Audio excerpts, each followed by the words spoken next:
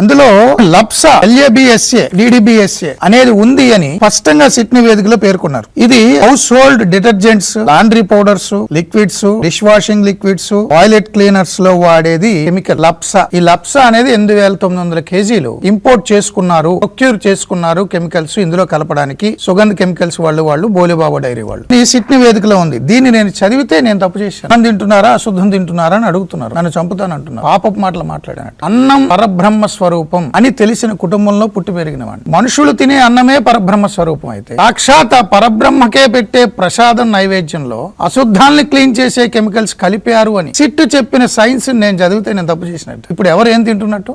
నా మాటలు కాదు, ఇది సిట్ నివేదిక. చాలా స్పష్టంగా సిట్ నివేదికలో స్పష్టంగా పేర్కొన్నారు. డీటెయిల్డ్ గా పేజ్ నెంబర్లతో సహా నేను చెప్తా. పేజ్ నెంబర్లతో సహా అందులో చాలా స్పష్టంగా సిట్ నివేదికలో 8,900 కేజీలు లప్సా వాళ్ళు తీసుకున్నారు అని ఇందులో స్పష్టం చేశారు. నాకేం తెలిసింది? ఎవరైనా సరే మీరు గూగుల్లోకి వెళ్ళండి, గూగుల్లోకి వెళ్ళి టైప్ చేయండి. టైప్ చేస్తే మీకు తెలుస్తుంది లప్సా అంటే ఏంటో కొట్టండి. LABSA లప్సా కొడితే మీకు తెలుస్తుంది. కౌఘి ఆవు నెయ్యి, పవిత్రమైన స్వచ్ఛమైన నెయ్యికి టెండర్లు ఇచ్చారు. పవిత్రమైన స్వచ్ఛమైన ఆవు నెయ్యిలో ఎందుకు వాడతారండి ఈ కెమికల్స్? ఎందుకు వాడాలండి అసలు ఈ కెమికల్స్? ఏం పని? దీని గురించి నేను మాట్లాడితే పేజ్ నెంబర్ 62 లో ఉంది, చదువుకో. చాలా స్పష్టంగా ఉంది. గూగుల్లోకి వెళ్ళండి, లప్సా అని కొట్టండి. నన్ను చంపుతానంటే ఎలా? ఆ మాట వినడానికే అంత దారుణంగా ఉందని మీరంటే ఎందుకు కలిపారు?